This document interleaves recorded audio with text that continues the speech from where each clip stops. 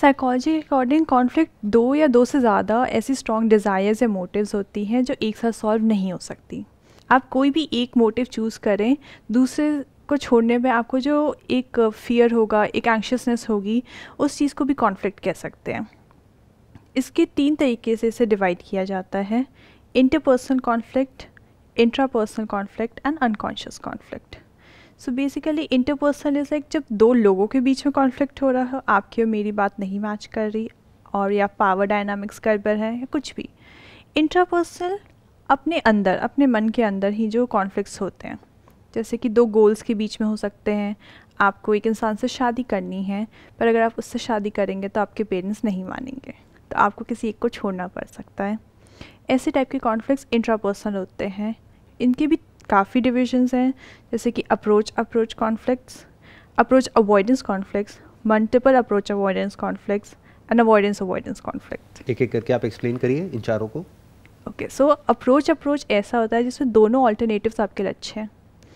अगर जैसे कहें कि आपके पास 2 जॉब अपॉर्चुनिटीज़ आई हैं, दोनों ही बहुत अच्छी कंपनीज़ की हैं, तो ये कॉन्फ्लिक्ट इतना डिस्ट्रेसिंग नहीं है, बिकॉज अगर आप एक को चूज़ करेंगे तो दूसरा अपने आप मैनेज हो जाएगा, आपको ज़्यादा फ़र्क नहीं पड़ेगा इस चीज़ से।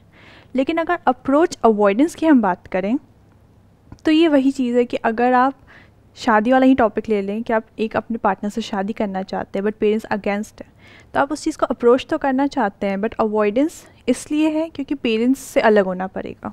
क्या हम इसमें अप्रोच और अवॉइड की बजाय एक और वर्ड भी यूज़ कर सकते हैं, that is desire and fear?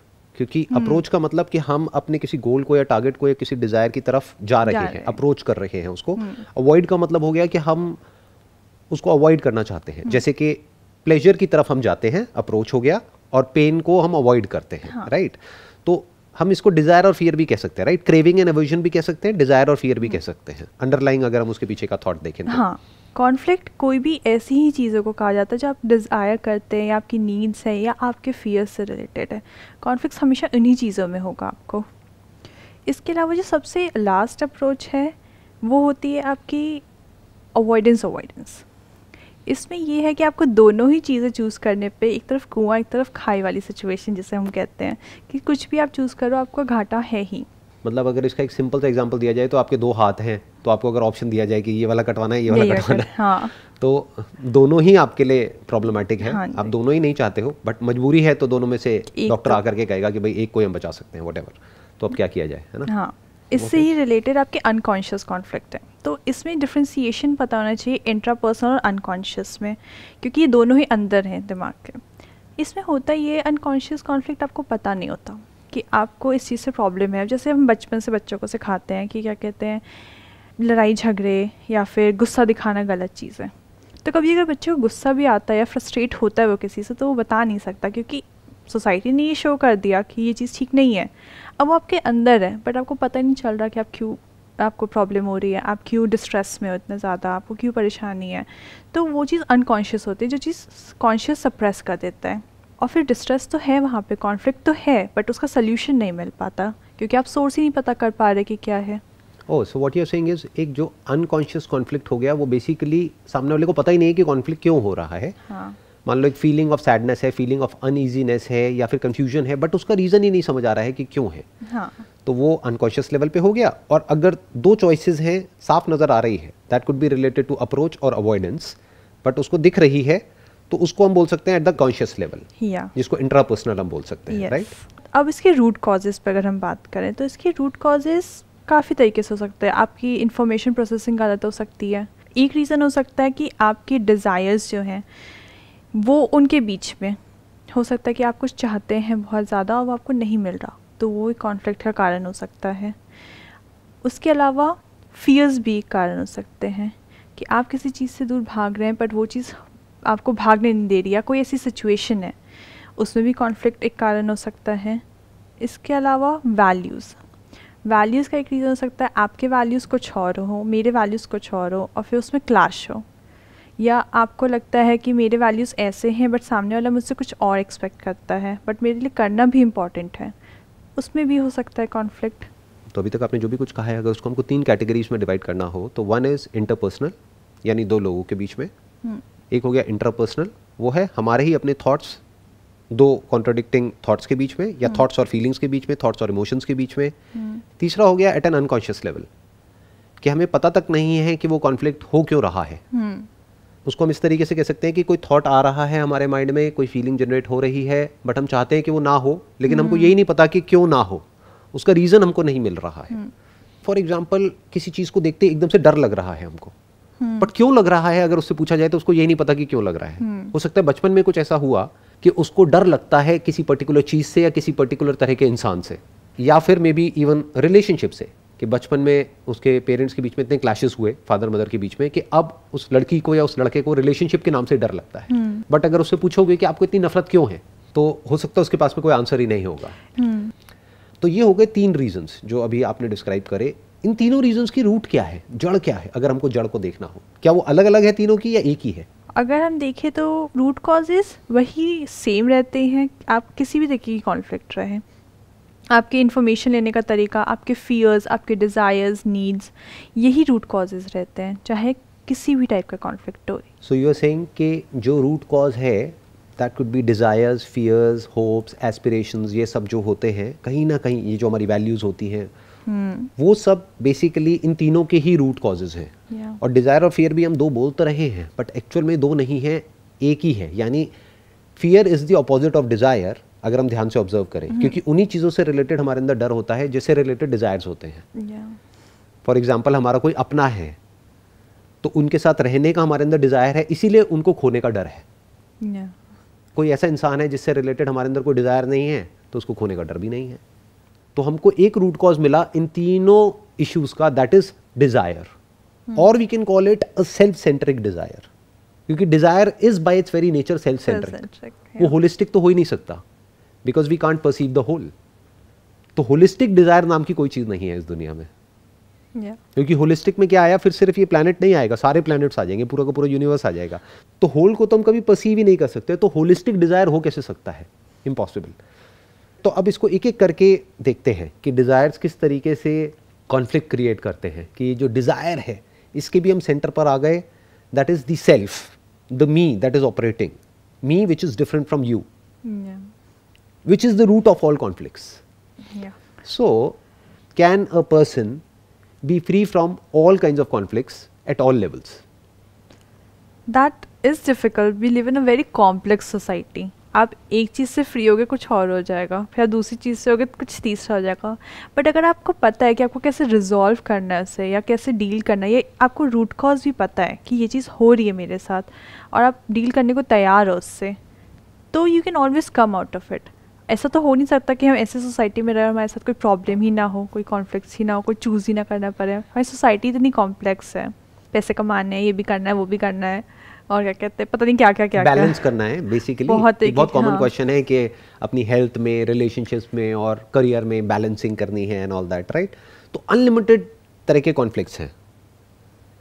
तो क्या कोई ऐसा सोल्यूशन है? चलो इसको 2 पार्ट्स में डिवाइड करते हैं। एक हो गया एक्सटर्नल कॉन्फ्लिक्ट्स, एक हो गए इंटरनल कॉन्फ्लिक्ट्स। तो एक्सटर्नल को तो पूरी तरह से खत्म नहीं किया जा सकता है, क्योंकि जब तक अलग अलग लोग रहेंगे तो कॉन्फ्लिक्ट रहेगा। ये बेसिकली कॉन्फ्लिक्ट क्या है, अगर इसको आप रूट लेवल पे जाकर के देखेंगे, जो जानवरों में भी आपको देखने को मिलेगा, that is the desire for survival, the instinct for survival, survival of the fittest. Survival of the fittest. जानवरों में क्या है कि किसी भी तरीके से जिंदा रहना है, तो उसके लिए उनको क्या समझ आता है, ये मेरी टेरिटरी है, तो मुझे इस टेरिटरी को प्रोटेक्ट करना है। अगर इस टेरिटरी में कोई और आ गया तो जो खाना मिलेगा वो शेयर करना पड़ेगा, तो हो सकता है मैं भूखा मर जाऊंगा। इसलिए जानवर आपस में लड़ते हैं और कई बार एक दूसरे को मार भी देते हैं, मर भी जाते हैं। बट अगर अंडरलाइंग उस सब के पीछे देखा जाए तो कॉज क्या है? The instinct for survival. उसी तरह के कॉन्फ्लिक्ट्स होते हैं इंसानों के बीच में, जो वॉर्स होते हैं, जो वॉर्स होती हैं, उन सब की भी जड़ यही है।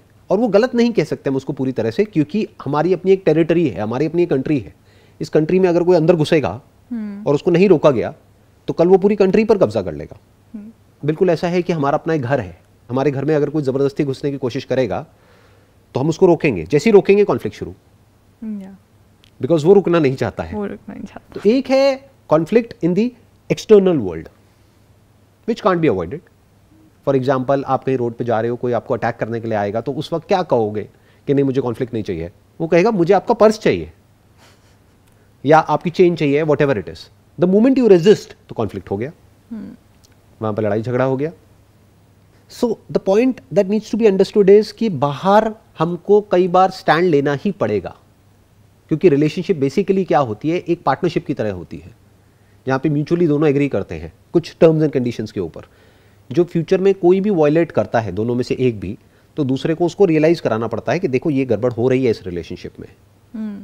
इसके ऊपर हमने बात करी थी कि हम इस पे कॉम्प्रोमाइज नहीं करेंगे, लेकिन ये कॉम्प्रोमाइज चल रहा है, तो वो एडजस्टमेंट करनी पड़ेगी, बात करनी पड़ेगी. The moment you talk to the other person, तो एक तरीके से आप उसकी टेरिटरी में एंटर कर रहे हो, क्योंकि वो कुछ कर रहा है, या तो आप उसको रोक रहे हो या खुद कुछ ऐसा करना चाहते हो जो उसने आपके लिए टेरिटरी बनाई है उसको तोड़ करके बाहर निकलना चाहते हो. So the moment you do that, there is bound to be conflict. So what I am saying is, बाहर तो कॉन्फ्लिक्ट रहेंगे ही, between two people, between two groups, between two religions, between two nationalities, between two ideologies, two beliefs. वहाँ पर तो conflict रहेंगे ही रहेंगे. But the point is, बाहर चाहे कॉन्फ्लिक्ट हो या ना हो उससे फर्क नहीं पड़ता है, क्योंकि कई बार आपको स्टैंड लेना ही पड़ेगा, अपने पेरेंट्स के अगेंस्ट, अपने हस्बैंड के अगेंस्ट, अपनी वाइफ के अगेंस्ट, अपने इन लॉज के अगेंस्ट, अपने फ्रेंड्स के अगेंस्ट, अपनी कंपनी के अगेंस्ट, इस सिस्टम के अगेंस्ट, मे बी गवर्नमेंट के अगेंस्ट. आपको कभी कभी स्टैंड लेना ही पड़ेगा, जहां भी कुछ आपको गलत होता हुआ दिखेगा या आपको ऐसा लगेगा कुछ भी अनफेयर हो रहा है आपके साथ या आपके ग्रुप के साथ या आपकी कम्युनिटी के साथ, या जिसके लिए आप केयर करते हो, या जिसके लिए भी आप केयर करते हो, या जिससे भी आप आइडेंटिफाइड हो उसके साथ में. तो the moment you take a stand for what you feel is right, तो वहां पे क्लैश हो जाएगा. तो वो तो हो गया बाहर की दुनिया में जो क्लैश होना है. बट उनके सोल्यूशन निकाले जा सकते हैं through cooperation and communication and understanding the other's point of view to agree with everybody. But वो पॉसिबल नहीं है, क्योंकि दुनिया में हमेशा, क्योंकि अगर अब हम दुनिया को बारीकी से ऑब्जर्व करें, स्पेशली सोशल मीडिया कितने ज़्यादा पेनिट्रेट करने के बाद में, तो रेडिकलाइजेशन बढ़ता चला जा रहा है.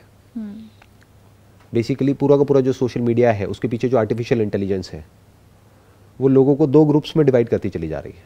एक इंसान के माइंड में एक अलग दुनिया है, दूसरे इंसान के माइंड में एक अलग दुनिया है. उसको लगता है ये सही है, तो उसको उसी तरह का कंटेंट दिखाया जाता है, क्योंकि वो वही देखना चाहता है. तो वो एक लूप बन जाता है, जितना वो देखता है उसको और वो दिखाया जाता है, जितना वो और देखता है उसको लगता है पूरी दुनिया में यही हो रहा है, और उसको ये लगने लग जाता है कि पूरी दुनिया यही मानती है जो मैं मानता हूँ. और दूसरी तरफ उसका एक और अपोजिट ग्रुप है जो कुछ और ही मानता है. तो यहाँ पर तो दो जगह पे क्लैशेस होने ही होने हैं, इनएविटेबल है बाहर की दुनिया में. तो उसको अभी हम छोड़ देते हैं, क्योंकि उससे ज़्यादा जो इंपॉर्टेंट है वो ये है कि बाहर चाहे क्लैश हो या ना हो, अंदर कैसे हम कॉन्फ्लिक्ट से फ्री हो. क्योंकि अगर अंदर हमारे कॉन्फ्लिक्ट है और बाहर भी कॉन्फ्लिक्ट है, तब वो इंसान पूरी तरह से फंस गया है. वो डील ही नहीं कर सकता उस सिचुएशन से.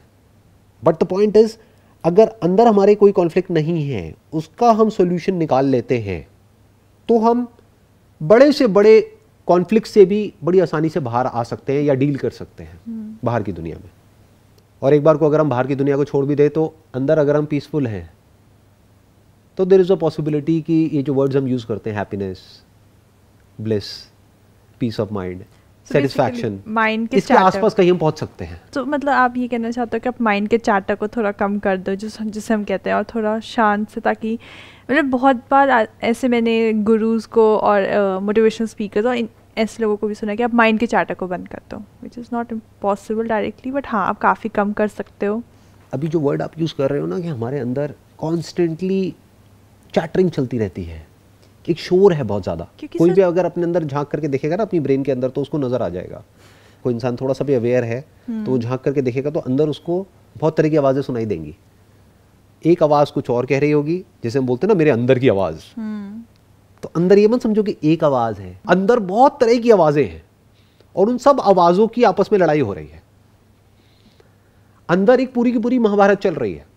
अपनी थॉट्स पे लोग सोचते सोचते बहुत बार ऐसा होता है कि प्रॉब्लम नहीं है, बट आप सोचो सोचो सोचो प्रॉब्लम बन जाती है.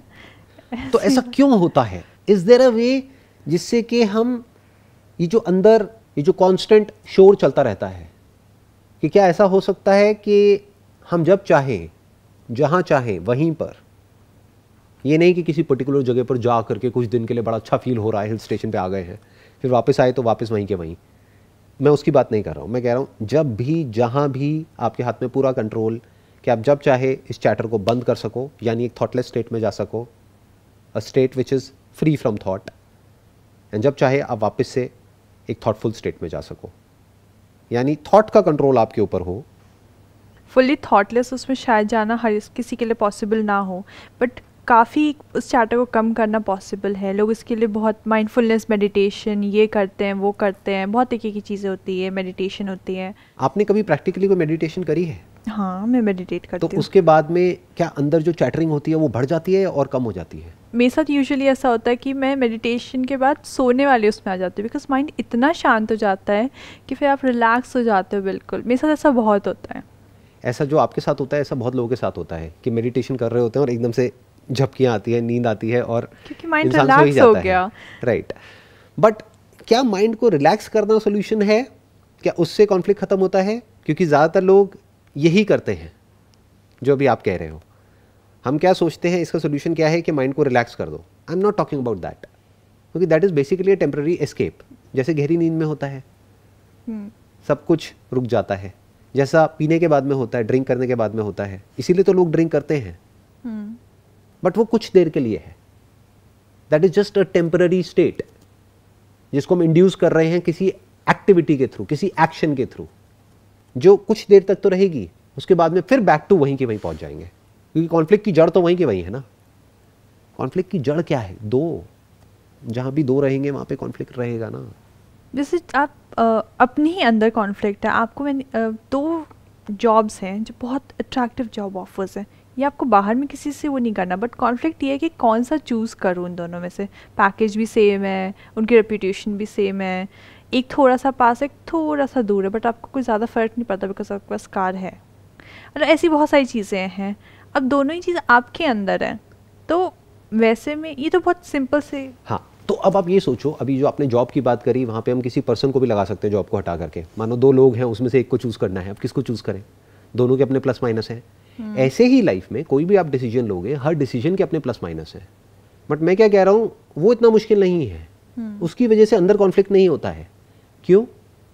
क्योंकि अगर आपको ये गलत फहमी है, आपको मतलब किसको? आपकी ईगो को, कि मुझे पता है कि सही डिसीजन क्या है, तो आप फंस गए, क्योंकि आपको एक्चुअल में नहीं पता है।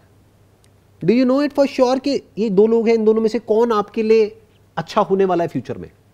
बट एक्चुअल में जब शादी करोगे तब असलियत में समझ आएगा कि कौन अच्छा है कौन बुरा है। तो वो तो फ्यूचर में है, future is in the unknown.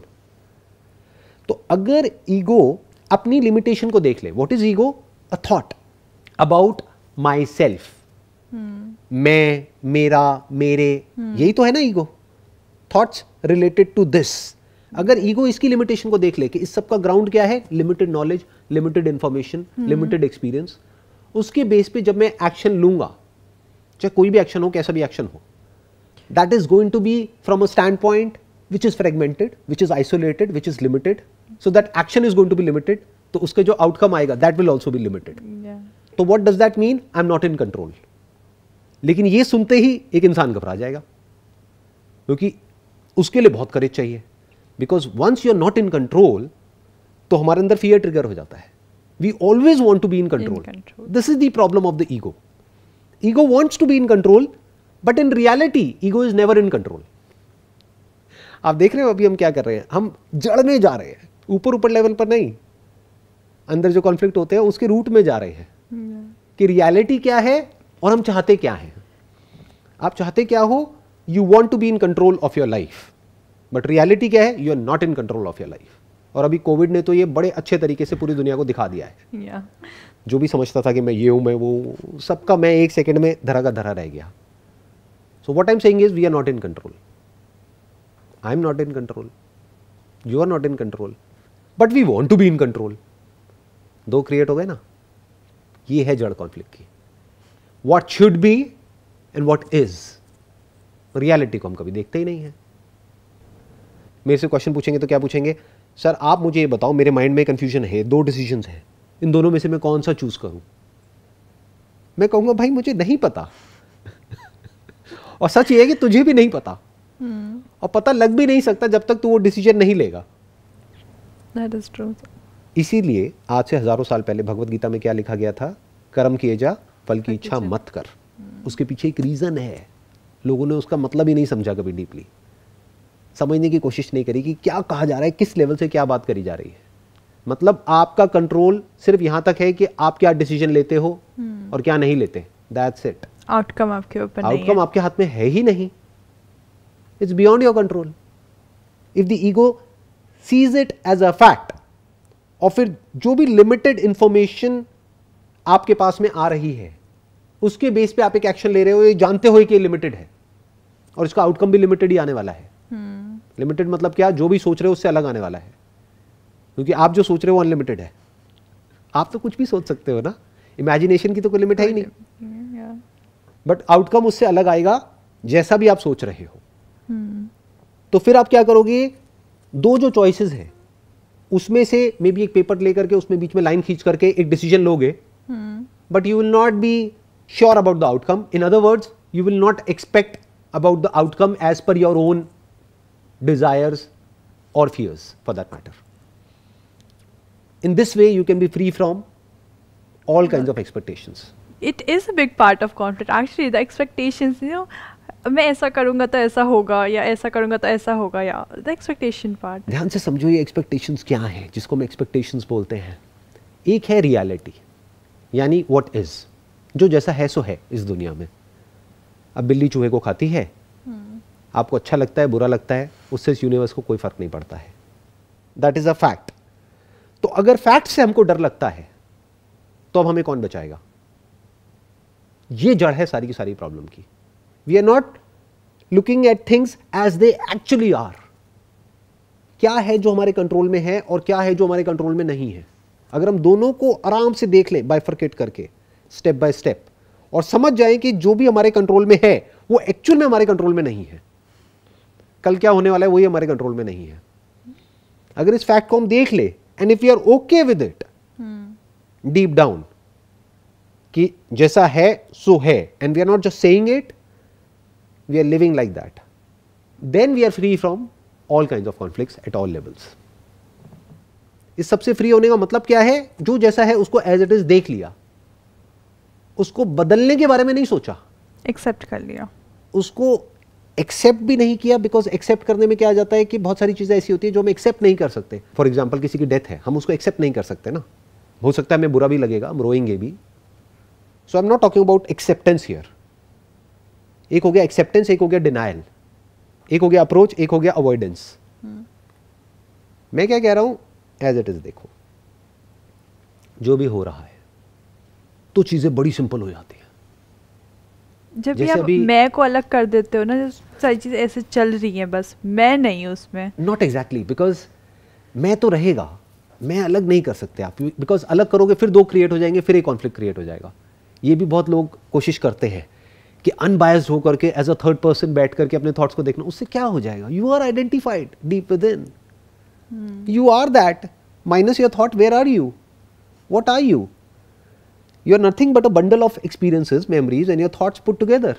तो आप उससे डिटैच कैसे हो जाओगे? डिटैच होते ही चीज़ें ही डिजॉल्व हो जाएंगी। So I am not talking about detachment here और अटैचमेंट, बिकॉज हमारा माइंड ना ऐसे ही सोचता है। This is the basic problem of the mind. Opposites में चलता है, राइट एंड रॉन्ग, अच्छा और बुरा, pain and pleasure, attachment detachment, पकड़ना है या छोड़ना है। मैं क्या कह रहा हूं, यहां पे कोई अलग बात कर रहा हूं, अगर उसको हम ध्यान से समझ पा रहे हैं कि जो जैसा है सो है, ना उसको एक्सेप्ट करना है ना उसको डिनाई करना है, जो है सो है। एक एग्जांपल देता हूं बड़ा सिंपल सा। हमारे माइंड में कोई भी कैसे भी थॉट्स आ सकते हैं, क्या ये फैक्ट है या इल्यूजन है? That is a fact. It's a fact. But क्या हम उसको एक्सेप्ट करते हैं या हम जज करते हैं इमीडिएटली उन थॉट्स को कि ये बुरे हैं, ये अच्छे हैं, अच्छे हैं तो ये बार बार आने चाहिए, ये बुरे हैं तो ये नहीं आने चाहिए, ये प्रोहिबिटेड है, प्रोहिबिटेड है, फिर भी ये थॉट्स मेरे अंदर आ रहे हैं, इसका मतलब मैं बुरा इंसान हूं। तो यहां से गिल्ट पैदा हो गया। तो मैं क्या कह रहा हूं, उन थॉट्स को ना एक्सेप्ट करना है ना उन थॉट्स पर एक्ट करना है। क्या करना है? सिर्फ देख लेना है कि हाँ ऐसे थॉट्स आ रहे हैं। क्या कर सकते हैं उसमें? कुछ भी नहीं कर सकते। बिल्कुल ऐसा है, किसी को प्यास लग रही है तो पानी चाहिए, तो क्या कर सकते हैं उसमें? कुछ भी नहीं कर सकते। We can't do anything about it. जैसे सांस लेने के लिए ऑक्सीजन चाहिए तो चाहिए, अब क्या करोगे? You can't do anything. तो चीज़ें सिंप्लीफाइड हो गई ना। ऐसे करके हमने इसको बड़े आराम से समझ लिया कि ये क्या होती है, इम्पल्सेस क्या होती है, ये उठती रहती है, दैट इज़ ओके। तो सर अगर मतलब इसको मैं एक समराइज उसमें डालूँ तो ये है कि जो भी थॉट्स हैं, जो भी आपकी हैं, वो आप उन्हें आने दो, जैसे हैं वैसे देखो और फिर उन्हें जाने दो, जैसे आए हैं वैसे ही जाने दो, बस देख लो, समझ लो। और देखो यहाँ पर भी एक सेंस ऑफ कंट्रोल आ गया ना, because you want to be in control. What you are saying is कि एक ऐसी स्टेट आ जाए जहाँ पर ना हम एक ऑब्जर्वर की तरह बस बैठे रहें, थॉट्स आ रहे हैं और जा रहे हैं। अगेन आप चाहते हो कि ऐसा हो, मैं क्या कह रहा हूँ, मैं कुछ और कह रहा हूँ। मैं ये कह रहा हूँ कि आप चाहे चाहो या ना चाहो ऐसा ही होता है। आपके चाहने या ना चाहने से कोई फर्क नहीं पड़ता है। इंपल्सेस आती हैं और चली जाती है, पेन और प्लेजर आता है और चला जाता है। देख लो अपनी पूरी लाइफ का एक्सपीरियंस, सिर्फ अपना ही नहीं, किसी भी इंसान का देख लो। थॉट्स आते हैं, चले जाते हैं, फीलिंग्स इमोशंस आती हैं, चली जाती हैं। Actions bye its very nature limited होते हैं, मतलब गलती की पॉसिबिलिटी वहां पर रहती है। बड़े से बड़ा क्रिकेटर भी जीरो पे आउट हो जाता है, बड़े से बड़ा एंटरप्रेन्योर भी बिजनेस में फेल हो जाता है। इसका मतलब क्या है, गलती किसी से भी हो सकती है। आपके पास ज़्यादा इन्फॉर्मेशन है, ज़्यादा नॉलेज है, इसका मतलब ये नहीं है कि आप ज़्यादा ज्ञानी हो और आपसे गलती नहीं हो सकती। More information does not mean more accuracy. Perfect नहीं हो सकता, हर कोई भी चीज़ परफेक्ट हो सकती है। इम्पॉसिबल, परफेक्ट तो हो ही नहीं सकता, बिकॉज कंडीशंस तो अप्लाई करेंगे ही ना वहाँ पर।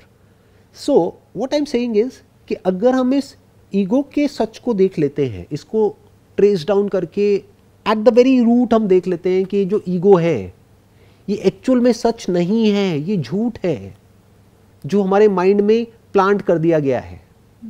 सबके माइंड में बचपन में ही, जब वो बच्चा 1-2 साल का होता है तब उसके माइंड में प्लांट कर दिया जाता है, मानो लड़का है तो तू पप्पू है और लड़की है तो तू पिंकी है, व्हाटएवर। तो अब उसने आइडेंटिफाई कर लिया है उस नाम से, और वो जो भी सोच रहा है, जो भी सोच रही है, उस सबका सेंटर पॉइंट क्या है, पप्पू और पिंकी। तो उसको इसको क्वेश्चन करना पड़ेगा। The moment that person starts questioning this, the very root of conflict, तो वो इसके झूठ को देख लेता है कि ये सच नहीं है। पप्पू मतलब क्या, एक बॉडी, क्या वो बॉडी के लेवल पर किसी दूसरी बॉडी से अलग है, अपीयरेंस वाइज अलग है, बट क्या fundamentally eight the level of जैसे वो बॉडी फंक्शन कर रही है, उसको भी प्यास लगती है, उसको भी लगती है, उसके अंदर भी सेंसेशंस उठती है, उसके अंदर भी उठती है। It is not similar at a fundamental level, it is same. Biologically it is same, ये समझना पड़ेगा। तो फिर नाम देने से क्या होता है? अभी साइंस ने इतनी तरक्की कर ली है और आने वाले कुछ सालों में आई वोंट बी सरप्राइज्ड कि जब आप यहाँ पर बैठे हो, आपकी जो कॉन्शियसनेस है उसको कनेक्ट कर दिया जाएगा मेरी ब्रेन से, और मेरी कॉन्शियसनेस को कनेक्ट कर दिया जाएगा आपकी ब्रेन से। इस पर रिसर्च चल रही है बहुत तेज़ी से, और ये बहुत जल्दी आने वाला है मार्केट में, कि आप यहीं बैठे बैठे किसी की भी ब्रेन से कनेक्ट हो सकते हो और वो एक्सपीरियंस कर सकते हो जो वो कर रहे हैं इस मोमेंट में। तो अब आप क्या कहोगे, मैं ये हूं या वो हूं? तो इस तरह से हम कभी नहीं सोचते हैं। तो अगर इस तरह से हम सोचने लग जाए तो होगा क्या कि हम ईगो के सच को देख लेंगे। जहां हमने उसके सच को देख लिया तो हमें समझ आ जाएगा कि एक्चुअल में मैं कुछ नहीं करता हूं। जब मैं कुछ करता ही नहीं हूं तो मैं परेशान क्यों हो रहा हूं? सब कुछ अपने आप हो रहा है। और जब मैं कुछ नहीं करता हूं तो वो भी कुछ नहीं करता है। बट इसका मतलब ये नहीं है कि जो भी एक्शंस लिए जा रहे हैं उस पर पनिश नहीं करना है सामने वाले को, नहीं तो सोसाइटी में केओस हो जाएगा। तो सोसाइटी में ऑर्डर को मेंटेन करने के लिए पनिशमेंट और रिवॉर्ड जरूरी है, ताकि उस इंसान के अंदर डर हो लॉ एंड ऑर्डर का, जिससे कि वो काम ना करे। बट अगेन उसको कंट्रोल किससे किया जा रहा है? वो खुद नहीं कंट्रोल कर रहा है अपने आप को, डर से कंट्रोल किया जा रहा है। डर जो बाहर से इंपोज किया जा रहा है, जो सबके लिए अच्छा है, हो सकता है उस एक के लिए अच्छा नहीं है। हैविंग सेड दैट, अगर इसको हम बारीकी से ऑब्जर्व कर लेते हैं और डीप डाउन जा करके देख लेते हैं कि ईगो से बड़ा जो मिथ है इस दुनिया में और कोई नहीं है, क्योंकि हर कोई इंसान इररिस्पेक्टिव ऑफ वो कहाँ रहता है या रहती है, सब इसको सच मानते हैं। मेरा नाम मतलब मैं। यहाँ पर क्या करना होता है कि हमें बहुत ही बारीकी से इसको ऑब्जर्व करना होता है कि जिसको भी मैं कह रहा हूं वो एक्चुअल में क्या है। अगर हम उसको एज इट इज देखते हैं तो वो मैं हमें कहीं भी नजर नहीं आता है। तो जब मैं है ही नहीं तो मैं के जो भी एक्शंस हैं, उसके जो भी आउटकम्स हैं, हम उससे भी फ्री हो गए। हम मैं से फ्री हो गए, मैं के पास से, मैं के फ्यूचर से, सबसे फ्री हो गए। Yeah, If somebody is free from This notion of me as a separate identity which exists in isolation, which is always in fight with the universe, with the whole, with others, striving to get something for himself or herself, जहाँ पर हम बोलते हैं ना survival of the fittest, तो वो इस पूरे प्रेशर से फ्री हो जाता है या हो जाती है. फिर क्या बचा रह जाता है? बेसिक नीड्स बची रह जाती हैं. वो क्या है? रोटी कपड़ा मकान, बस खत्म. क्या ये रियलिटी को देखना मुश्किल लग रहा है या आसान है? मतलब अगर कोई इंसान एज इट इज देखना चाहे तो इसमें मुश्किल क्या है? कि फॉर एग्जाम्पल ये 2 मग्स पड़े हुए हैं हमारे सामने, एक का नाम हमने कुछ दे दिया, एक का नाम कुछ दे दिया. नाम देने से क्या होता है? दोनों मग है. क्या हम इस सच को नहीं देख सकते? अंदर का जो कंटेंट है वो भी सेम है. Psychologically we are all same, कोई फर्क नहीं पड़ता हम कहाँ हैं. वही डिजायर और फियर के अकॉर्डिंग ऑपरेट करते हैं. Craving and aversion, pain and pleasure, basic phenomena तो सेम ही है ना. नहीं समझने की जरूरत है कि हम अकेले नहीं फंसे हुए इन सारी चीज़ों में, सब फंसे हुए हैं, सबका सेम ही हाल है. राइट. नंबर 1, सब फंसे हुए हैं, पूरी की पूरी ह्यूमैनिटी फंसी हुई है, और किस लेवल पे फंसी हुई है उसको भी देखना पड़ेगा. At the level of thought. And what is the beginning of thought? Ego. Thought which is problematic. 2 तरह के थॉट्स हो गए ना. एक थॉट एज अ प्रॉब्लम, एक thought as a solution. Thought as a solution क्या है? साइंस, जो कि ऑब्जेक्टिव है. थॉट एज अ प्रॉब्लम क्या है? Subjective thought. Thought related to me as separate from you, that is the beginning of hatred, that is the beginning of conflict. Yeah. क्योंकि मैं और तू के बीच में तो लड़ाई रहेगी ही रहेगी. अगर दोनों में से कोई एक भी सच को देख लेता है तो जो कॉन्फ्लिक्ट्स हैं वो होने की पॉसिबिलिटी बाहर भी ऑलमोस्ट जीरो हो जाएगी. अंदर तो कोई कॉन्फ्लिक्ट बचेगा ही नहीं, बट बाहर भी जो कॉन्फ्लिक्ट है काफी कम हो जाएंगे, वो ऑलमोस्ट जीरो हो जाएगा. क्यों? क्योंकि वो समझ पा रहा होगा कि जो सामने वाला इंसान है वो क्या कर रहा है, क्यों कर रहा है, किस लेवल से हो रहा है. सब कुछ देख लिया ना अभी हमने, कुछ भी नहीं छोड़ा. क्या देखा? बायोलॉजी को देख लिया, ईगो को देख लिया, और सोसाइटी जो इम्पोज करती है उसको भी देख लिया. मतलब बेसिकली एक तरफ क्या है? Pain and pleasure at the level of biology. Mind के लेवल पर क्या है? My desires and my fears. Society के लेवल पे क्या है? The concept of right and wrong, जिसको मॉरलिटी बोलते हैं. और फिर सबका बैलेंस करना, एक वही और फिर इन तीनों को बैलेंस करना. क्योंकि अब कॉन्फ्लिक्ट क्या है कि जहां पे प्लेजर मिलता है वहां से बीमारी मिलती है, जहां से पेन मिलता है वहां से हेल्थ मिलती है. मतलब this body basically is meant for physical activity, लेकिन फिजिकल एक्टिविटी मतलब क्या? पेन. लेजीनेस मतलब क्या? Pleasure. Indulgence in pleasure means a disease. मीठा खाते जाओ खाते जाओ खाते जाओ, एक पॉइंट के बाद में जाकर के बीमारियां हो जाएंगी. जितना आप इंडल्ज हो जाओगे सेंसरी प्लेजर्स में, आप बीमारी की तरफ जा रहे हो. जितना अपनी बॉडी को पेन दोगे एक लिमिट में, वो भी एक्सट्रीम में नहीं, उतना ही बॉडी हेल्दी होती चली जाएगी. That is good for the body. तो कॉन्फ्लिक्ट आ गया ना. तो हमारे डिजायर्स अगर इसके अकॉर्डिंग अलाइंड हो तो हम बच सकते हैं. वो भी एक हद तक. एक हद तक हम हेल्थ को मेंटेन कर सकते हैं. क्योंकि जहां भी ये आ जाता है ना illusion, I am in absolute control of my health, उस इंसान की जब हेल्थ चली जाती है तो उसके हाथ से सब कुछ ही छूट जाता है. क्योंकि उसको ये लगता है कि अरे मेरे साथ में तो सब कुछ ठीक था, ये क्या हो गया एकदम से. सेंस ऑफ कंट्रोल लूज हो गया उस टाइम, वो पूरा ही खत्म हो गया. तो अगर उसने पहले ही उस स्कोप को थोड़ा सा छोड़ दिया है तो बच जाता है. वो ओपन है, उसको पता है हाँ कोई भी बीमारी लग सकती है, कुछ भी हो सकता है. I am mentally okay with all of that. तो होगा तब की तब देखेंगे. मतलब मैं करते रहूं जो भी करना है, जो होगा उसके बाद होगा. राइट. जो होगा तो जब होगा तब देखेंगे ना. बट इसका मतलब ये भी नहीं है कि मैं प्लेजर्स में इंडल्ज हो जाऊं आज, कि कल जो होना है सो होगा, अब क्या फर्क पड़ता है. नहीं.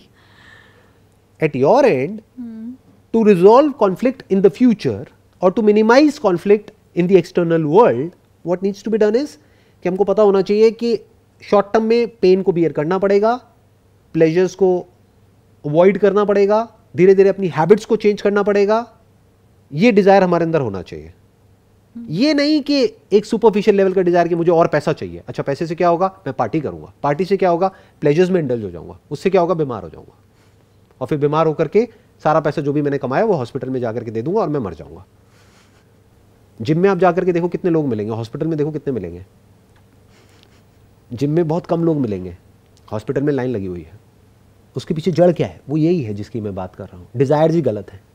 डिजायर क्या है? वो जो सबके डिजायर है. सबके डिजायर क्या है? गधों की रेस हो रही है, इसको हमको जीतना है. मेडल मिलेगा, लेकिन उससे हेल्थ तो नहीं अच्छी होने वाली तेरी। तो डिजायर क्या होना चाहिए? सबसे पहले एक इंसान के अंदर, अगर हम एक्चुअल में एक कॉन्फ्लिक्ट फ्री लाइफ जीना चाहते हैं तो क्या होना चाहिए? अभी तक जो भी कुछ मैंने कहा अगर उसको समअप करें तो डिजायर ऐसे होने चाहिए जिसमें सेंटर पॉइंट में होना चाहिए अपनी हेल्थ। हायरार्की और नीड्स पहले पूरी होनी चाहिए। पहले आपके बॉडी नीड्स, आपकी हेल्थ, आपका सब कुछ पहले होगा, उसके बाद बाकी हेल्थ में क्या क्या आ गया? डाइट आ गया, एक्सरसाइज आ गया, फिटनेस की नॉलेज आ गया, अपनी बॉडी को समझना आ गया, प्लेजर्स को अवॉइड करना आ गया, और पेन को सहना भी आ गया। तभी तो हम अपनी हेल्थ को मेंटेन कर सकते हैं। लेकिन एक्चुअल में ऐसा सोसाइटी में देखने को नहीं मिलेगा, रेयर केसेस में मिलेगा। सबसे सेंटर में क्या आना चाहिए? हेल्थ। क्योंकि अगर मेरी ही हेल्थ ठीक नहीं है तो मैं अपनी फैमिली का, अपने बच्चों का, इसका उसका क्या ध्यान रखूंगा, क्या ध्यान रखूंगी? एक माँ जो खुद ही हेल्दी नहीं है वो अपने बच्चे का कैसे ध्यान रख लेगी? तो सबसे सेंटर में क्या आया? हेल्थ। फिर उसके बाद में आया wealth, because money is energy, you have to survive ना इन दिस वर्ल्ड। और अगर वो पैसा हमको मिल जाए कोई ऐसा काम करके जो काम करना हमको अच्छा भी लगता है, ताकि वो काम टॉर्चर ना हो, तो और बेटर हो गया। तो ऐसा रास्ता फिगर आउट करना। फिर उसके बाद में नेक्स्ट स्टेप क्या आया? अगर ये दोनों स्टेप्स को हमने अचीव कर लिया है तो सेल्फ अंडरस्टैंडिंग, ये जो लिखा हुआ है डिस्कवर योरसेल्फ, यानी खुद को समझना। वही एक सॉल्यूशन है ना साइकोलॉजिकल जो भी डिसऑर्डर्स हैं उससे फ्री होने का, और कोई सॉल्यूशन है ही नहीं। क्योंकि जब तक एक इंसान साइकोलॉजिकली ये समझेगा नहीं कि एग्जैक्टली क्या हो रहा है, किस लेवल पे हो रहा है, क्या कॉन्शियस लेवल पे हो रहा है, क्या सबकॉन्शियस लेवल पे हो रहा है, ईगो क्या है, माइंड क्या है, थॉट क्या है, ये तो सब वो जानता नहीं है। या इसको इस तरीके से कहो कि अगर कोई इंसान इस दुनिया में सब कुछ जानता है दुनिया के बारे में और उसने सब कुछ पा लिया है, लेकिन अगर वो खुद के बारे में ही कुछ नहीं जानता है तो वो किस काम का है? तो ये है वो तीसरा लेवल। लेकिन लोगों के लिए क्या है? सबसे पहला लेवल क्या है? पैसा, power, name, fame, acknowledgement, recognition, validation, physical appearance बहुत मैटर करती है। एज इफ कि उससे कुछ हो जाता है, क्या मिलता है? वैलिडेशन मिलता है। ये कुछ चीज़ें हैं जहाँ पर लोग जीते हैं, और ये सब चीज़ों की वजह से ही कॉन्फ्लिक्ट होता है, क्योंकि सबके सेंटर में ईगो बैठी हुई है। तो अगर हम बस इतना सा कर ले जितना अभी हमने डिस्कस किया है, और फिर हम खुद को समझने की शुरुआत कर देते हैं, खुद की एक एक लेयर्स को हटाते हैं और बारीकी से समझते चले जाते हैं, और फिर अगर हम उसके एंड तक जा पाते हैं और ये देख लेते हैं कि मैं एक्चुअल में हूँ ही नहीं, I am not separate from the whole, I am the whole, I am the manifestation of the whole, तो फिर कॉन्फ्लिक्ट पूरी तरह से मिट चुका है। अब उस नदी में उस बुलबुले की कोई एग्जिस्टेंस नहीं है। एक नदी है तो अभी लोग कैसे जी रहे हैं? मैं ये बुलबुला हूं, तू वो है, मैं तेरे से बड़ा हूं, मैं छोटा हूं। यही तो प्रॉब्लम है ना। अब मुझे बड़ा होना है, अरे कितना भी बड़ा हो जाए एंड में तो फट जाएगा। एंड सबका सेम है, बड़े बुलबुले का भी और छोटे का भी, और बड़ा और छोटा भी रिलेटिव है। बड़ा अपने से छोटे को देखेगा तो उसको बड़ा लगेगा, अपने से बड़े को देखेगा तो वो छोटा हो जाएगा। बट नदी के कंपैरिजन में देखा जाए तो सब छोटे हैं। तो अगर आप एक बार इस सच को देख लेते हो कि बुलबुला कहीं भी नहीं है, जिसको बुलबुला कह रहे हैं उसको जब आप छू के देखते हो तो वो पानी है, तो आप क्या हो जाते हो? वही जो आप एक्चुअल में हो। आप बन नहीं जाते हो पानी, आप पानी ही हो। बट आपको ये सच नजर आ जाता है कि मैं पानी हूं, तो अब आप क्या हो गए? अब आप नदी हो गए। You are that river, the river of consciousness. ना you are free from all kinds of conflicts.